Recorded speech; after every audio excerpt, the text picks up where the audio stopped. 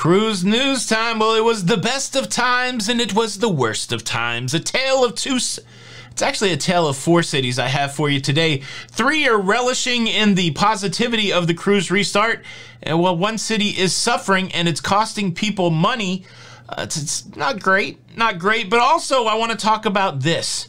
Themed cruises. What are they? Would you go on them? And there's one I can sadly never go on that I would love to go on. Cruise news. Let's talk about it.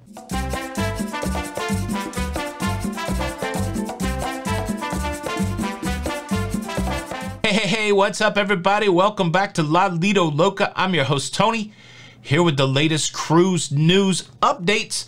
Well, here we are. It is Saturday in the park. It is Saturday. It's the 9th of October. And Jenny and I, we just took two of those eMed home tests for the COVID, and we are both negative. Now, something has changed since I did the home test last month when I made that video. During that video, there's a section that says, why are you taking the home test?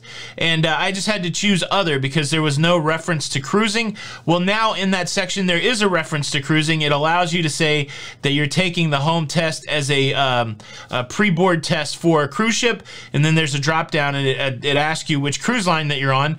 Sadly, and I apologize, if anybody does this test soon, do this. I didn't make note of all the different cruise lines because I was nervous doing the test, but there's a whole list of cruise lines that are accepting these eMed tests, and I probably could have figured out which ones they were if I would have captured that. But apologies, but just know that last month when I made the video, there wasn't a way to say that you're going on a cruise, but now there is. How about that? Jenny and I are both negative for our cruise that's coming up on Monday. There's a hint. Everybody wants to know what cruise we're going on. We're going on a cruise on Monday, so you can continue to guess along with it. All right, let's talk cruise news. Look, we've got a nice tied up together story of cruise cities that are finally coming back online that will be seeing some revenue from cruising, and then one cruise city that is in the hurt locker. That's what we're going to cover first. And then I've got a list of themed cruises I want to show you guys. I'll tell you what a themed cruise is, but I really want to challenge you guys to guess which cruise I really want to go on that I can never go on. That'll be interesting for the comments. So first, let's jump into the cruise news. Excitingly, the closest cruise port to me, Tampa, the cruise port of Tampa, about 45 minutes from my house here on the Nature Coast, finally getting a cruise ship back. The cruise ship's coming in this week. It's the Royal Caribbean Serenade of the Seas.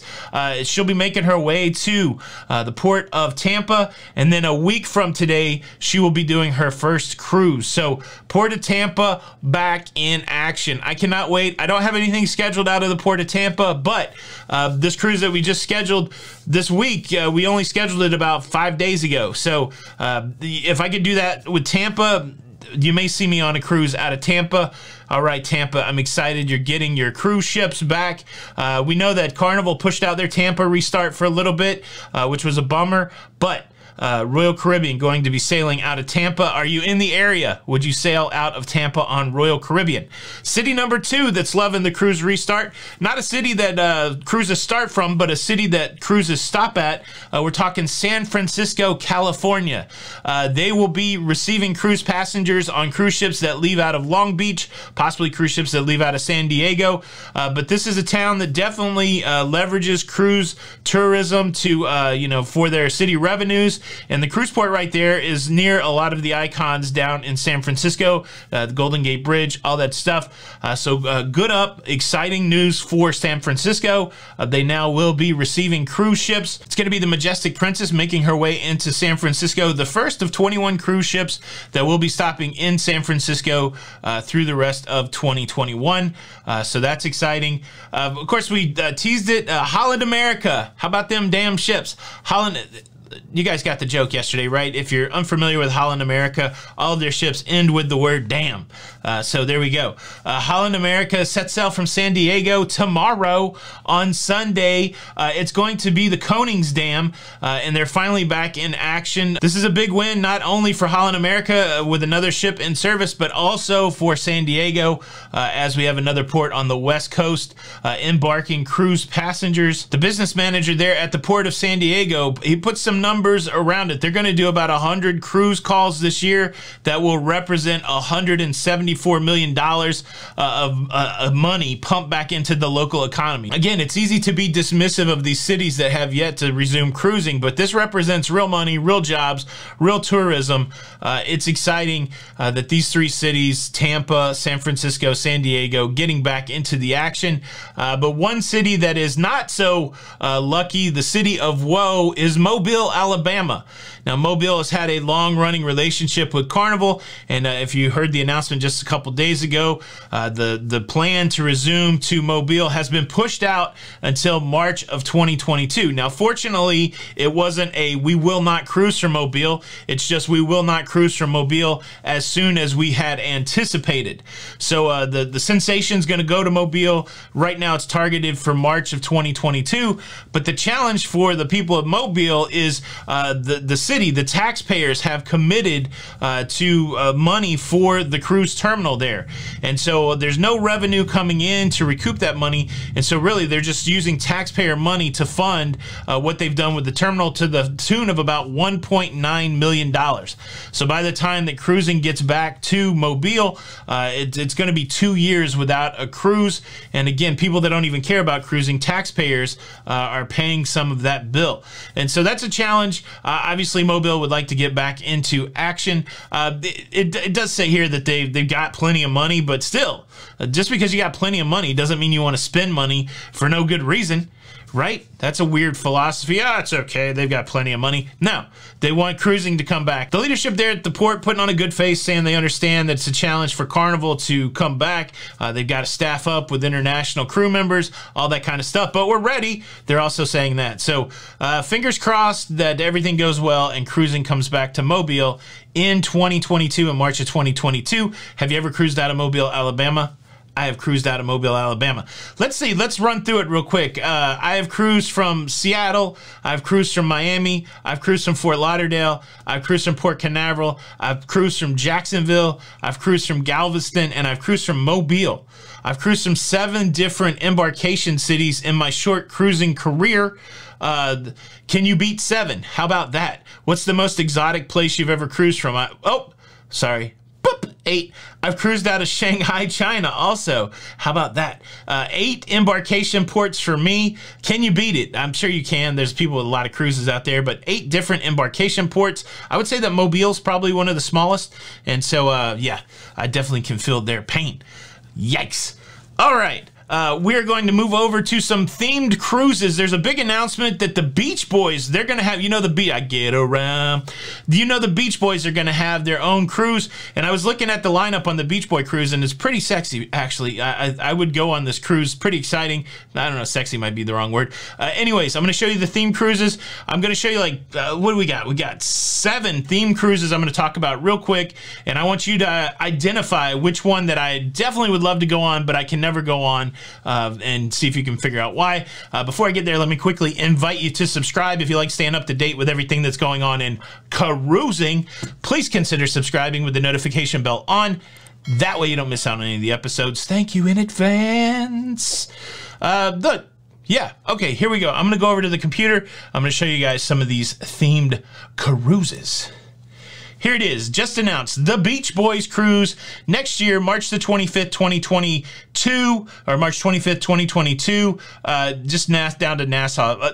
The thing with these themed cruises is you're not going to get a lot of sexy ports. The whole thing is about being on the cruise ship, fanboy and fangirling out over your favorite performers. Here's the lineup: the Monkees, the Beach Boys, the Temptations, Joe Piscopo, the Yacht Rock Review, the Suffragettes, Hard Day's Night, Mark McGrath, and more to be announced. There's a lot of stuff in this lineup that I'm excited about. Beatles tribute band, David Bowie tribute band, Joe Piscopo, classic comedy, and of course the Beach Boys. It's a good lineup. Again, this is definitely a cruise that I would go on. Is this something that you would go on? So theme cruises, you get the idea. They're going to take, this is like a music cruise. Let me show you some more, see if you can get the sense of it. This one's going out this month. The Chris Jericho triple whammy wrestling cruise. This would be kind of fun. They're now in connection with AEW. This is an outfit that's competing with Vince McMahon's deal, the WWF. Is that what it's still called? WWE? I don't know. I like wrestling. I would go see wrestling on a cruise ship. It would be kind of wild if they're having matches while the sea is rough. But yeah, they're going to be, you know, you can get up and close with wrestlers and wrestling. That one's kind of cool. Star Trek, live long. Nope, you can't see my hand there. Star Trek. How about this? Star Trek, live long and prosper. Yeah, this is, I mean, I tell you what, if you're a Trekkie, look at all these people. George Takei, Walter Koenig. Who else is famous? I don't really know a lot of these other names because I'm not a huge Star Trek fan, but I do know George Takei. Rhymes with toupee. That's a joke he makes about William Shatner. Denise Crosby, I know who that is. But yeah, so you can go and, oh yeah, this guy, John DeLacy. You see this guy swinging by, John DeLacy? I only know him because I watched Days of Our Lives. All right, but yeah, that sounds pretty cool. Also, they're going to put these engines, Proton, what are they? I don't know. But would you do this cruise on a Royal Caribbean ship? How about this?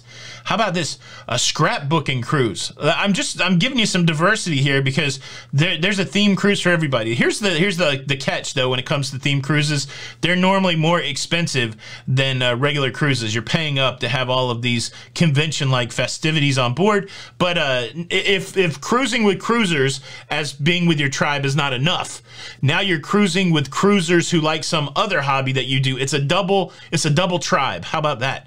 Double tribe. It's kind of like going on one of our group cruises. Everybody on our group cruise, they like cruising, and then everybody on our group cruise part of the locafam. So it's like a double. Now, if we get to the locafam on one of these theme cruises, how about that? All right, the scrapbooking cruise. We've got the country cruise. Again, music of all. There's soul cruises, but country cruise. I just wanted to see who was here. That was the big draw. Josh Turner, Mark Chestnut, the Oak Ridge Boys. I would go just to hear him sing Elvira. Giddy up, boom, bop, boom, bop, boom. Anybody from the 80s? All right, I would go see that. Let's see. Elvis tribute artist on the country thing. That would be kind of fun. Who else jumps out? Mickey Gilley, Asleep at the Wheel. John Schneider. Well, he didn't sing. That was Waylon Jennings. But one of the Duke Boys. How about that? All right. This one's postponed. This is the World Poker Tour cruise. I would love to go on this cruise. I don't do very well playing poker live. I'm pretty good at online poker. But I would love to go and cruise with cruisers or go and cruise with poker players. I mean, nobody would be out during the day. This would be my kind of cruise. And then one more I'll share with you guys. The KISS cruise. KISS, I've been a faithful member of the KISS Army since 1975, and this would be a great cruise, especially if you like the kind of hard metal from the, maybe some glam rock. KISS, Night Ranger, Queensryche, Sebastian Bach, Bruce Kulick. I like this. So Bruce Kulick used to be the guitarist in KISS. Black and Blue, Tuck Smith and the Restless Heart. Some of these I don't know who they are at all. Yeah, they lost me after Bruce Kulick, but this is a cruise I would definitely like to go on. They do this cruise every Halloween. Let's just finish it up there. Which one of these group cruises would I love to go on, but I can't go on ever, and why? Bonus points if you can tell me why in the comments. All right, that's it. Boom, that's your cruise news. Well, you got plenty of questions. How many embarkation ports? What's your favorite theme cruise? Leave a message below. Thank you so much for checking out the show today. Please hit the like button or your Vulcan Death Grip will only be mildly effective, and the victim of your Vulcan Death Grip will think that you're trying to give him a massage, and that could be awkward. This is Tony with Lido Loca, and until the next time, we'll see you on the Lido. Bye.